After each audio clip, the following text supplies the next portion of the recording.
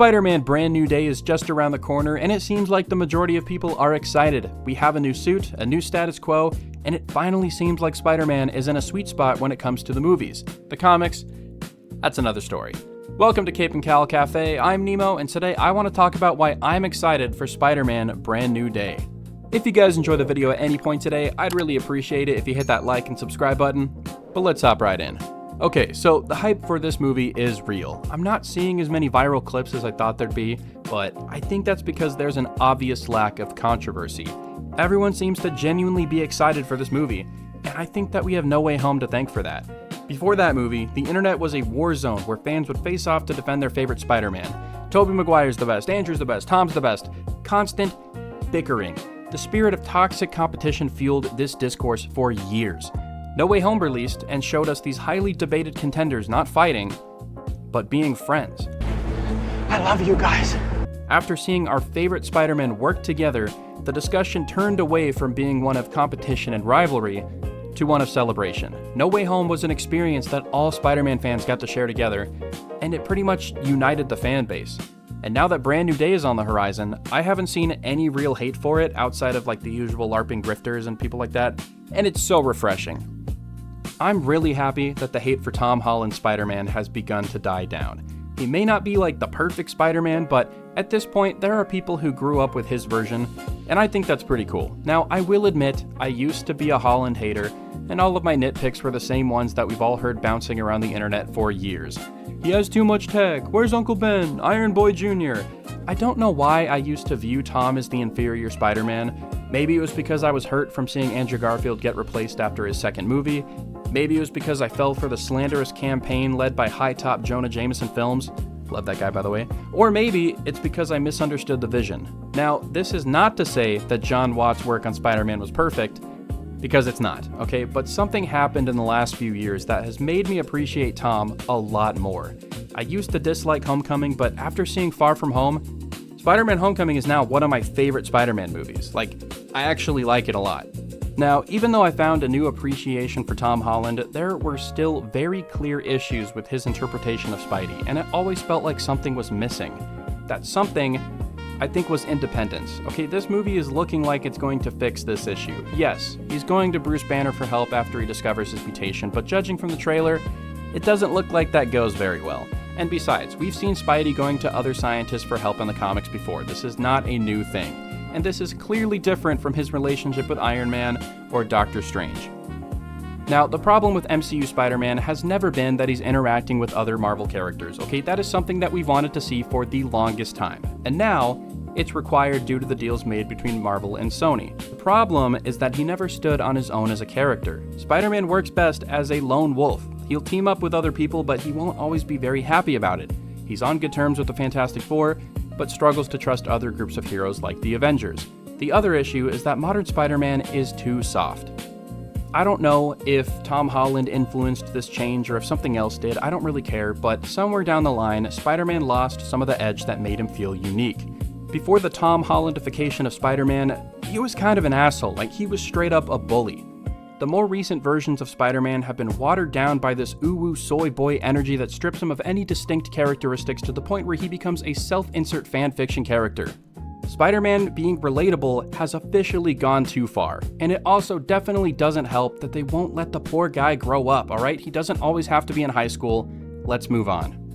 In this movie, it looks like they're finally going to let Peter deal with his own problems, and from the small interactions we've seen with him and Frank, it doesn't look like he's going to play nice with others all the time, which is great, okay? I think the Punisher was a really good choice for this movie's side character. Their differences in moral ideology will definitely put them at odds, and I think this will help Peter appear more independent and firm as a character. I mean, I never understood why he was always so happy to work with the Avengers, who killed people all the time, but now he has a problem when Frank does it, but you know, whatever. Either way, I think that this is a good change. I personally think that Spider-Man should be very firm in his beliefs when it comes to not killing, and he should also attempt to enforce those beliefs on other heroes. Not to the extent that Batman does, but I mean, if you look at the Ultimate Comics from the 2000s, Peter threatens to turn in all of the street-level heroes like Doctor Strange, Moon Knight, Daredevil, Iron Fist, when he finds out that they're plotting to kill the Kingpin. He threatens to shut the whole thing down and turn all of them in. Anyway, speaking of change, they're also finally adapting something different from the comics. The mutation thing is really cool, and while I doubt they're gonna do the whole man-spider route because it's too scary and, kids are gonna be watching this movie, whatever, I'm just glad they're doing something different for once, okay? As good as the Spider-Man movies are, they can feel really samey at times, and I think we forget how wild and wacky the comics can get, especially for Spider-Man. I mean, Spider-Man has been through all sorts of insane stuff, from being hunted by a vampire to trying to confess his feelings to his wife while stuck as a ghost, to body swapping with his greatest enemy. No Way Home was really the first time a Spider-Man movie explored some of these crazy ideas. Now, I'm not saying that you have to do the multiverse story, okay? Because I think we're all pretty much tired of that, and it's never been about the storytelling potential when it comes to the movies. It's always been about the cameos. Anyway, I'm actually super hyped for the mutation story. This is the first time I feel like I've actually had a hard time predicting what's going to happen in a Spider-Man movie. It's awesome.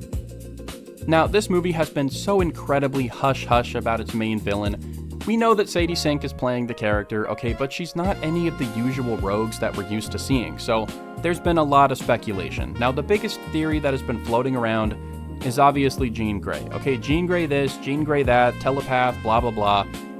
I'm just not totally convinced, but I also wouldn't be surprised. I mean, people are being mind-controlled, and Sadie Sink's a redhead, I guess, so it all tracks, right? But Jean Grey's an X-Man, a hero, so why would she be taking over random civilians' minds and force them to drive military APCs through the city? I mean, in the trailer, we see the main villain, assumedly taking over somebody else's body, threaten to pay MJ a visit. I don't think that's something that Jean Grey would do. Now, to play devil's advocate and try to support this theory, there could be an explanation. Okay, maybe she's gone rogue somehow, or maybe the X-Men of this universe haven't been formed yet, or maybe she's already been overcome by the Phoenix Force. And even though some of those pieces match, I think adding a member of the X-Men would be a bit much when we already have the Hulk, Punisher, Scorpion, Boomerang, Tarantula, Tombstone, and we have some evidence that Daredevil might make an appearance. Jean Grey would be a strange pick for the antagonist of the movie, but I would also have to give Marvel credit for thinking outside of the box. Now, there's also a possibility that we haven't really considered. What if they created an original character for this movie? I think that could give the movie a very unique identity. Moving on, one thing I'm really excited about for this movie is how real it feels. Long gone are the days of CGI Spider-Man weightlessly floating around while stuck in a red and blue vacuum-sealed bag. The new suit is real, and it has wrinkles. I also love how imperfect the mask is. It really helps sell the idea that Peter made it himself. I'm not saying it looks bad, but it does look a little janky in a good way. I don't know if that makes sense. And when it comes to the swinging, the new director, Destin Daniel Cretton, seems to be ignoring John Watt's advice when it comes to the stunts and the swinging scenes, and he's gone back to practical swinging with the stunt rigs and everything. And I think that's just great, okay? The small looks we've had at the swinging sequences look amazing. There is just so much more weight to Spider-Man and the way that he moves, and it just feels more real, and I'm so happy about it. And that trailer was just phenomenal. There is so much to talk about here. The trailer starts off with this cool look at Spider-Man versus Scorpion, who we haven't seen since the post-credit scene in Spider-Man Homecoming. He looks okay. I'm a little underwhelmed by the suit, because it's just generic-looking exoskeleton armor. I wish there was a mask, but the tail looks pretty cool. It kind of reminds me of the supervillain suits from Spider-Man PS4, but honestly, I'm not too worried about the suit not being that great because I don't think he's going to be in the movie for very long. I mean, I'm pretty sure we see him die in this trailer. There is no way that he is still alive after Spider-Man uses his body to flip a cop car. That dude is dead. We also see a little more of Ned and MJ in this trailer, and I'm so glad that they're in this movie. The writers could have easily written them out after the last movie, but I feel like it would have been really jarring to get a whole new cast of side characters that we didn't know. Plus, I love the idea of Ned being obsessed with finding out who Spider-Man is.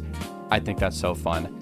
Plus, I feel like this is more realistic. If the universe wiped out your identity from existence and your friends and family all forgot about you, you wouldn't just forget about it and move on. No, you would probably obsess over creating a new connection with these people and trying to get back what you lost. I don't know. And hey, there's Paul. Or Boomerang, if those rumors are true. We then get another look at Peter struggling with his organic web shooters. This is something that I'm actually okay with for this movie. I know a lot of people are very adamant on, Spider-Man only having mechanical web shooters.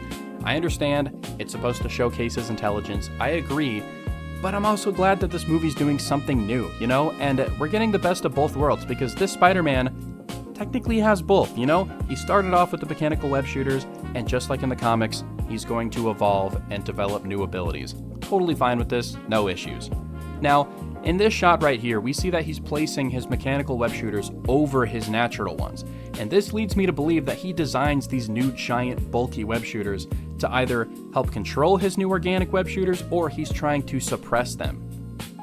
I mean, I personally love the idea of Spider-Man having organic webbing, but it's uncontrollable. He can't really, decide what kind of webs comes out, whether it's like a mist, or like the netting or regular, web pellets or whatever. So he designs the mechanical web shooters to kind of help control and direct that ability. I think that's cool, I think that's a really good idea. If they're doing that in this movie, that would just blow my mind.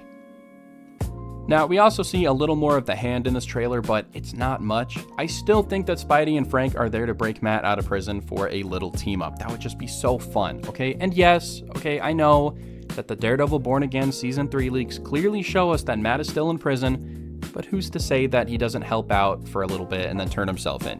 If his city really needs him, I feel like Matt would be more than willing to help. I don't know, maybe I'm coping, but seriously, like the hand are in this movie. Spider-Man's fighting the hand, and if you look at the Wolverine game, he's fighting the hand. Everyone's fighting the hand except for Daredevil, and that's just unacceptable to me. And plus, I really want a Spider-Man Daredevil team up, so, I don't know. I'm probably reaching super hard. Oh, also, Peter hits the Rivals ult here, which is pretty cool. Overall, this movie looks like it's going to be a huge breath of fresh air. Even though we have a lot of cameos, it still feels disconnected from the rest of the MCU, and it really feels like Peter's movie. Unless this whole thing is a giant X-Men setup, in which case I'll eat my words, but overall, it looks great. Okay, the suit looks great, the swinging looks great, the tone feels a lot darker than the previous MCU Spider-Man movies, which is probably the biggest plus here. Okay, Far From Home was basically a glorified Disney Channel special. I am just in love with this new status quo that they've set up for Peter, and obviously I will wait till the movie comes out to make any kind of crazy judgments, but I will say that the movie looks very promising. Alright guys, that's going to be it for today's video. If you guys enjoyed it all, I'd really appreciate it if you hit that like and subscribe button, and let me know in the comments down below what you were excited for with Spider-Man Brand New Day. Let's talk about it. But yeah, until next time, I'll see you guys later.